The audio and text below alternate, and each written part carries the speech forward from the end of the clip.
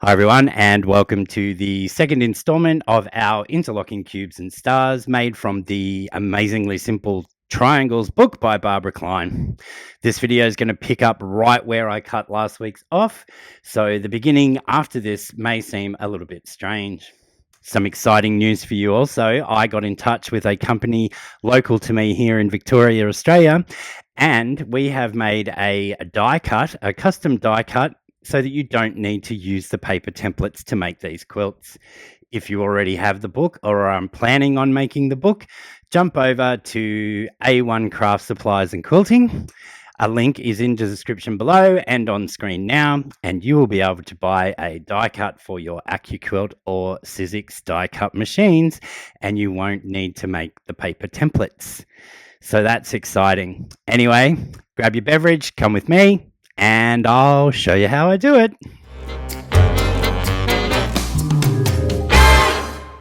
So we got all of our triangles done, and as you can see on the wall behind me here, I have it laid out for the wall hanging in the book. And from here we just need to make strips of our triangles. And so what I'm going to do is go back there and take down the first strip and keep the triangles oriented in the same way they are. And then once we're back at my desk with the overhead camera, we can look at how we sew these together to make each one of the strips and how we're going to press them. Okay, let's go.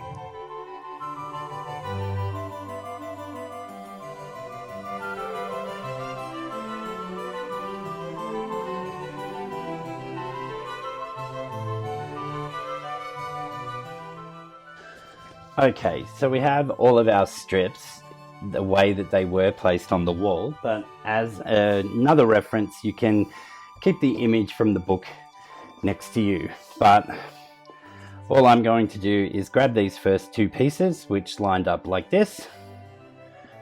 Make sure that all of our seam allowances, and because of the way we pressed with all of our seam allowances going in the one direction, these will all actually nest in quite nicely. There's nothing that you need to worry about lining up. Just make sure that your seams are nested, and we can place a pin in the start and the end, but I don't see that I need to. We'll turn that way, and we're going to stack these in the order that they need to go. The next two, once again, these seams will nest. And we'll continue in this fashion until we've got this whole strip done.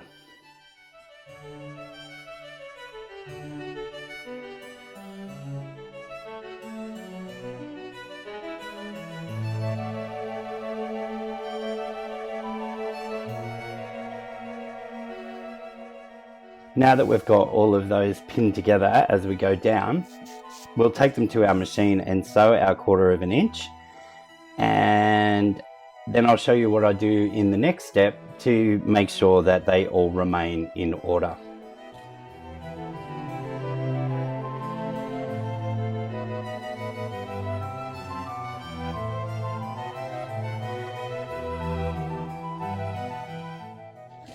Okay, so we know that this was our bottom one, and we are just going to cut these apart and stack them in that reverse order, and I'll just put the sewn edge at the top. Pull any pins out that we've left in. So if you keep these, as you know, the way that they would have gone through the sewing machine, it's easy to remember. And the block that's on top is the top one when we come to our next step.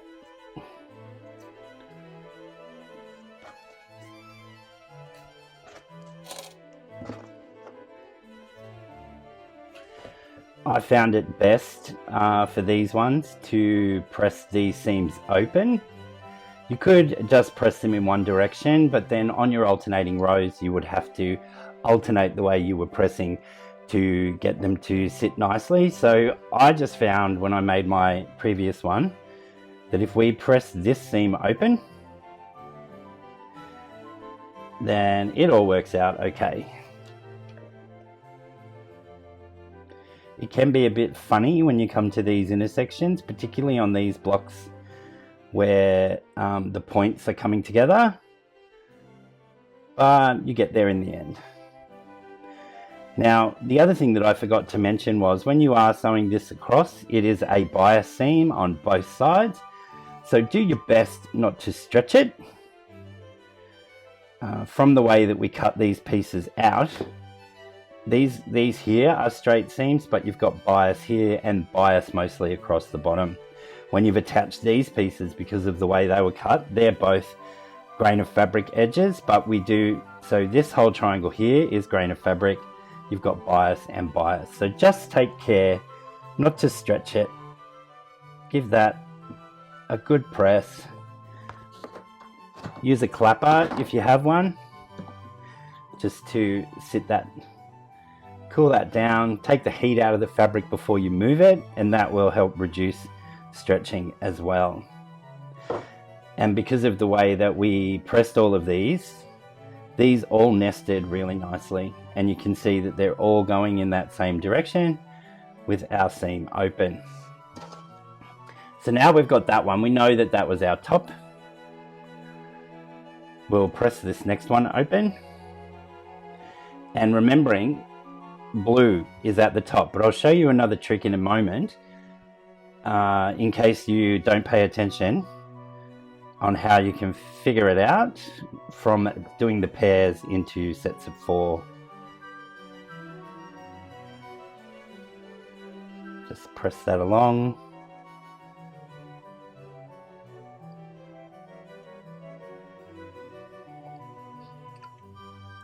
When you're doing this part 2, take care that you're not actually pressing any of those other seam allowances in different directions. It may happen, and it makes no great big difference in the scheme of things, but just take care when you are pressing, 1, not to stretch the fabric, and 2, that you're not flipping your seams. Now, because I was paying attention, I know that this piece goes here. What if we would know that that was wrong, wouldn't we? We would know this was wrong because nothing lines up. Again, completely wrong. So there is only actually one way to put these together. Keeping your stacks like I did in the order that they were sewn helps. But secondly, knowing that that's your top piece and which direction that's going, we can automatically tell that this piece, which was our next one in the pile, goes onto there because our patterns match up. On this one as well, you get a little point on the end here to match this up.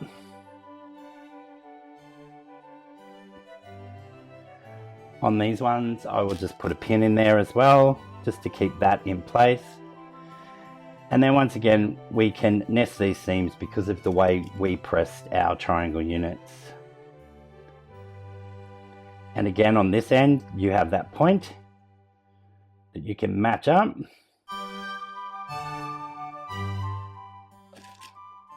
And place a pin.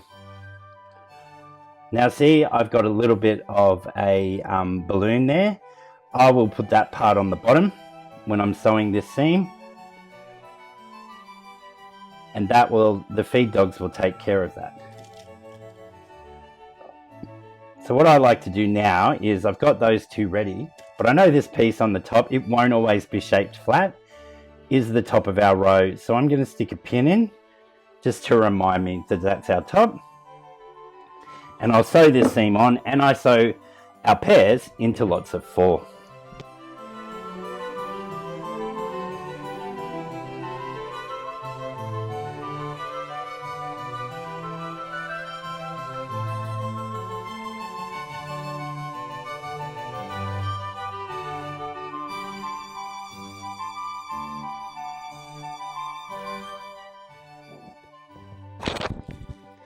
On these ones where the 2 points are coming together, it is a bit more bulky than other seams, and these are the ones that I prefer to put my clapper on just to make sure I can get that flat. So give it a good press. If you are using steam, you might give it a shot of steam, but just be mindful that it will act in a way to shrink your fabric a little. So what I like to do is just hold that iron on there and get it nice and hot, and then just place my clapper on to pull all of the heat out of that piece of fabric before I move it.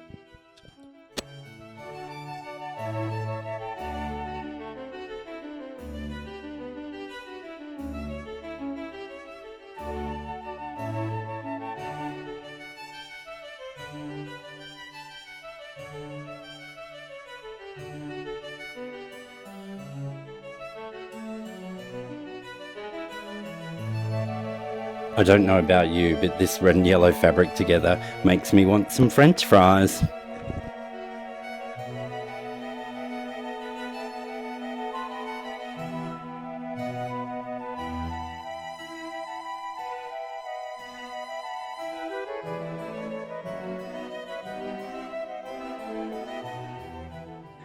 Once again, taking them off the machine, taking care to keep them in the correct order. And you'll see now that we only have this set of 3. And what we'll do is we'll press these seams open, make the set of 2, and then add the last one on.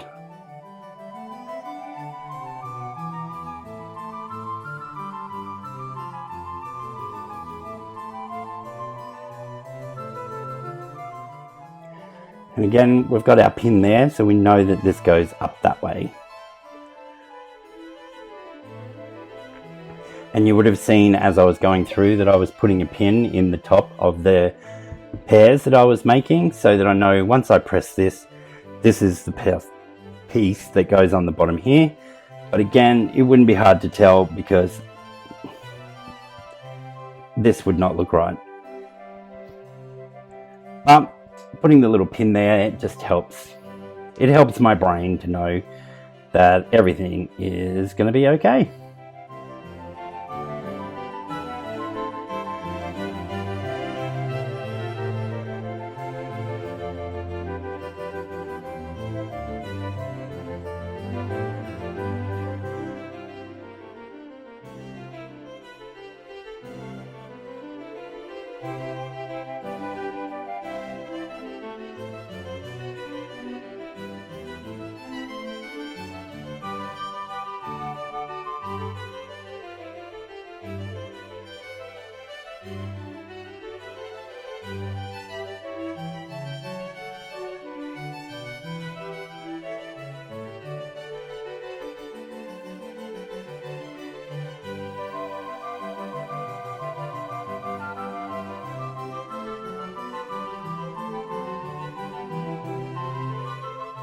With that first strip now sewn together, I'll get on and get the other 3 strip sets done, and then I'll come back and I'll show you how we join all of those 4 strip sets together to make the completed wall hanging. See you in a minute. A few moments later. So now that we have all 4 of our strips made, it's time to, what I did, sew them in pairs and then sew those 2 pairs together to create the final wall hanging. So we'll grab our first 2 strips and we just need to line up all of our intersections along here, and it's easier than it sounds. At the beginning of the row, because they are pressed open, I just like to push those so that they would nest like a normal seam, keeping the fabric that's on top as the one that's pushed up, and then the bottom one will take 1/2 of that open seam and push it down. And because that goes through our needle first, that will secure that in place and keep it. So we just make sure that the top of our quilt is nice and lined up. I also leave the little dog ears on, and you'll notice as we go down the strip that those little triangle peaks are all there, and I do that for a reason. We come here now, and again, because of the way we pressed our triangles when we made them, these 2 seams will nest automatically, so we don't need to do anything. At this next one, and I'm going to slow the footage down while I'm talking about it, you can do it one of 2 ways.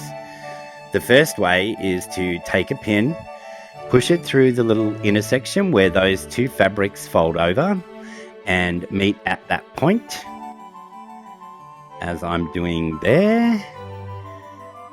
Then we need to find that same point on the back piece that we're securing it to. Now this one's a bit more tricky because it is all the same fabric, but you can see where that little point crosses over, and we need to stick that pin through that intersection as well. This is called the hang pin or drop pin method, or I don't know, whatever you'd like to call it. And we'll stick that pin through there. Then what we need to make sure is that that pin hangs completely straight. So perpendicular to our piece, making sure that those 2 points are perfectly aligned. And once you're happy that they are lined up and everything is looking good, take another pin and place it in there to secure that intersection. And that way, when we're sewing down this, we just make sure that our needle goes just to the right of where those intersections are, and you will have a perfect point at that intersection. So just feel free to re-watch this section again, and as we go down, we're just going to match our seams. And then when we get to that next intersection, I'll tell you the other method.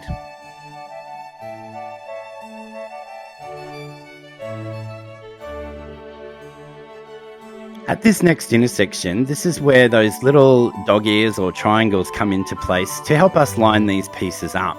And they are actually exactly 1/4 of an inch big because we paid care when we sewed our pieces together. So I just find that if I line those 2 peaks up from the back and the front, that everything actually sits perfectly.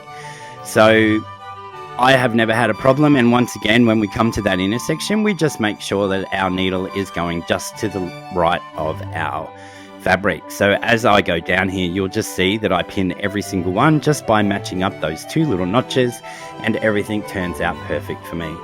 You can check by flipping it back as you're going down to make sure that those 2 peaks are lining up. But I find that I don't have to, as long as I can trust my seam allowance and I have those lined up.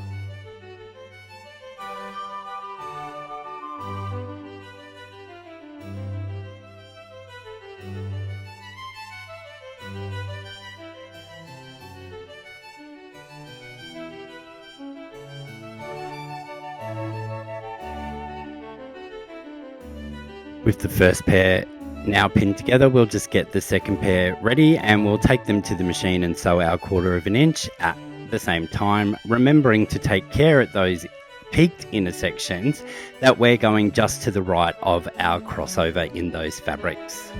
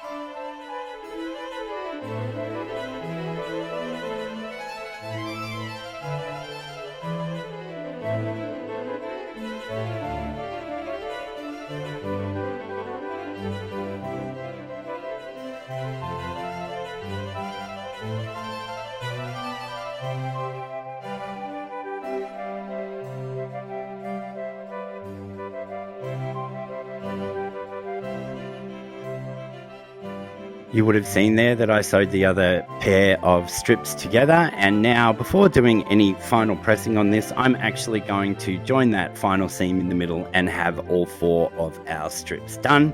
We'll then take this to the pressing mat, and we're going to press all of these seams open as well. It is a little bit of extra effort, but it just helps with everything sitting nice and flat. And with these final seams and that pressing, the wall hanging is done.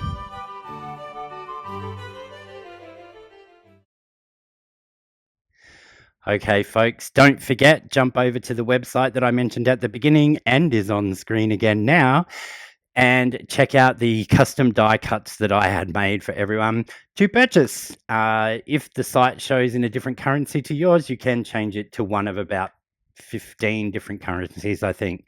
So jump on over there and tell if you do order one of the custom die cuts in the notes of your order, let Norma know that I sent you there. Okay, that's it, folks. I'll see you all again next week. Bye for now.